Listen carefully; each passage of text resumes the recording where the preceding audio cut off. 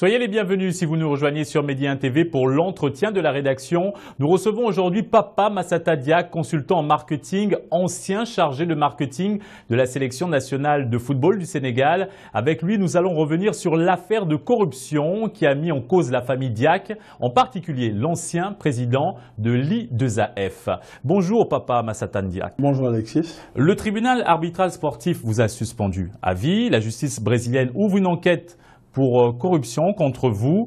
Le dossier, c'est le dossier de l'attribution des Jeux Olympiques 2016 à Rio. N'est-ce pas un peu trop pour une seule et même personne déjà placée sous contrôle judiciaire en 2016? Mais je pense que ce n'est que le cheminement d'un processus d'acharnement qui a commencé depuis 2014 contre le président Lamine Diack et moi.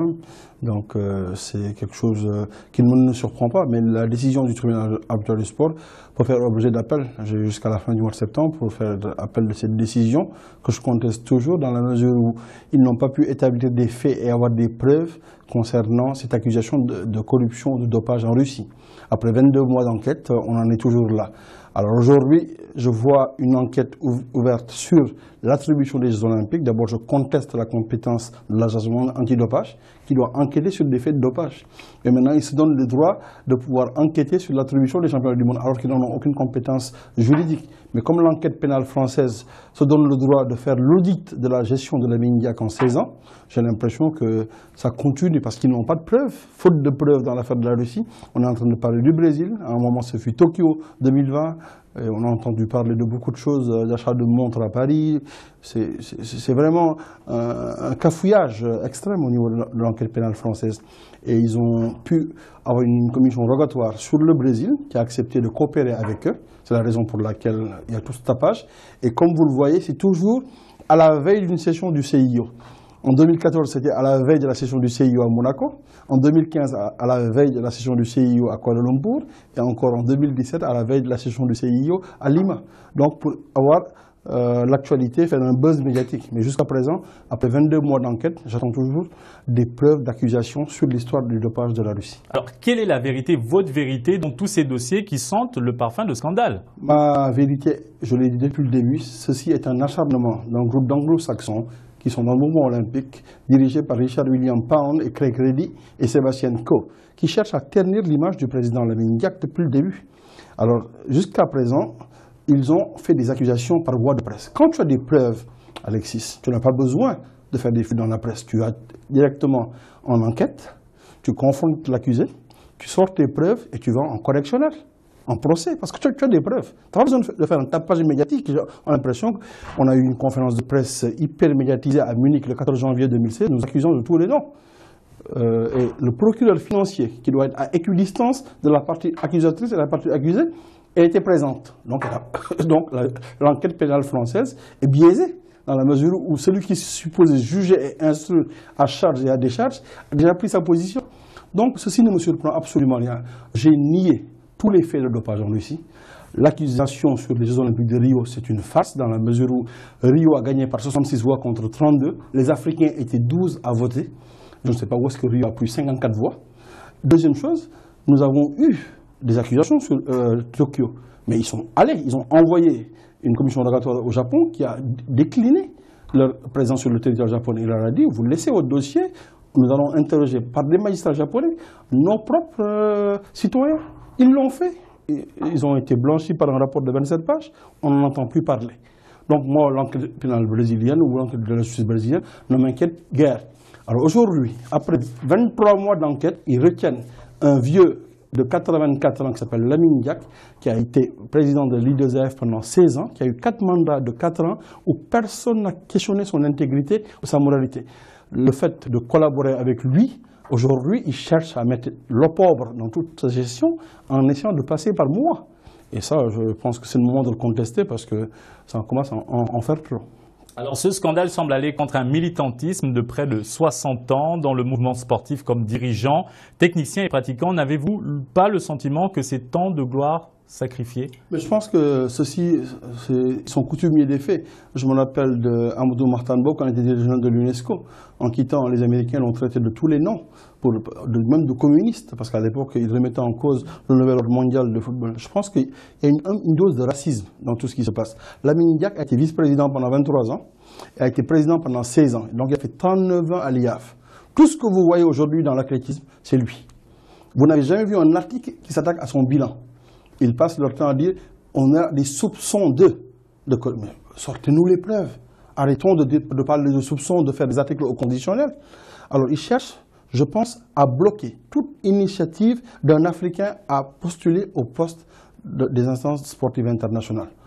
Déjà, pour eux, c'était un choc d'avoir un Noir pendant 16 ans président de l'IDSF, membre du CIO et un des membres les plus influents, ce qui aujourd'hui nous vaut toutes ces accusations fallacieuses et mensongères. Deuxième chose, ils avaient un homme qui osait les affronter dans ses idées. Il était très indépendant d'esprit et il disait ce qu'il pensait à Sport Accord à Sochi en 2015. Il a tenu tête aux velléités de Marius Wieser qui voulait complètement chambouler l'ordre du sport mondial.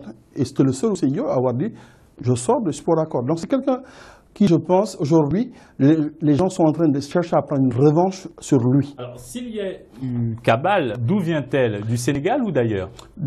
J'ai été très clair dès le début. Richard William Pound, Craig Reddy, François Carrard, Olivier Nigli, toute cette cohorte de gens de la WADA ont déclenché un rapport de la commission indépendante. Ils n'ont même pas attendu les conclusions de ça. Ils sont allés tout de suite dénoncer cette histoire au parquet financier. Alors qu'aujourd'hui, dans le rapport de la WADA, j'ai parlé devant moi un document dans lequel je liste les 9 mensonges de ce rapport de la WADA. Ils sont mensongers. Et c'est la raison pour laquelle j'ai refusé. Quand on m'a dit que vous deviez être convoqué à la Félix François, je dis il est hors de question. Un rapport qui ment d'abord, qui n'est pas contradictoire. Et des accusations sur la base de hearsay, comme on dit en anglais. On m'a dit, on a entendu parler de ça. Je pense qu'il faut être sérieux. Quand on va vers la justice, on va avec des preuves, on va avec quelque chose de concret, mais on fait une enquête contradictoire. Ça n'a pas été le processus. Dès le début, c'est un acharnement, des fuites à Mediapart, à lyoncapital.fr. La France s'y est invitée. L'équipe, dès le 27 novembre 2014, après la déclaration de candidature de Sébastien Coe, tout de suite, on a commencé le 3 décembre, à la veille de la session du CIO, des articles disant est-ce que la Russie aurait corrompu l'UDSF. Donc ça indiquait déjà ce processus d'acharnement qui a duré maintenant 3 ans. Après 3 ans d'invectives et d'acharnement, il est temps maintenant de sortir des preuves formelles. Aujourd'hui, ce matin, le New York Times a fait un article dans lequel ils disent que la WADA, l'Agence mondiale antidopage, n'est pas en mesure de prouver que 95 athlètes russes qui sont publiés dans le rapport McLaren sont dopés. Après avoir fait tout ce tapage médiatique à travers le monde, je pense qu'on en est là. Donc on les connaît. C'est le professeur Richard McLaren, c'est un policier allemand de nom de Gunther Junger, c'est un espion anglais qui s'appelle Martin Dubey. C'est une cohorte de gens et ils sont bien organisés, bien orchestrés avec des journalistes, Le Monde, L'équipe, Guardian, Daily Mail et la chaîne de télévision allemande. Et c'est les mêmes depuis 4 ans.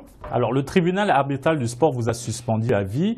Comment réagissez-vous à cette décision? Je vais tout de suite la rejeter et aller vers les tribunaux civils, dans la mesure où je pensais qu'en pouvoir au niveau du tribunal arbitral du sport, on a là-bas des juges indépendants qui liront le droit. Ça n'a pas été le cas, parce que j'ai sous-estimé l'influence de Richard William Pound, qui est d'abord membre du conseil d'administration du TAS. Donc, je n'avais pas de chance. Mais le professeur Richard McLaren et Michael Beller, le président de la commission d'éthique du CIO, ils sont aussi membres du conseil, avocats inscrits au TAS. Donc, j'avais peu de chance de réussir là-bas. Mais au moins, j'ai un pouvoir d'appel. Je peux l'exercer ici à la fin du mois. J'attends l'avis de mes avocats et je pourrai aller vers des tribunaux civils et les confronter parce qu'ils n'ont aucune preuve sur ces accusations de dopage ou d'extorsion de fonds à des athlètes russes ou de paiement de pots de vin par-ci, par-là. Ils ont menti. Et je tiens à le dire, c'est le plus gros mensonge de l'histoire du sport mondial et la plus grosse conspiration à laquelle on a assisté. Merci Papa Massata Diack d'avoir répondu à l'invitation de la rédaction de Média TV Dakar. Eh bien, je vous remercie de l'opportunité de faire ce contradictoire. Merci à vous. C'est tout pour cet entretien. Bonne suite des programmes sur Média TV.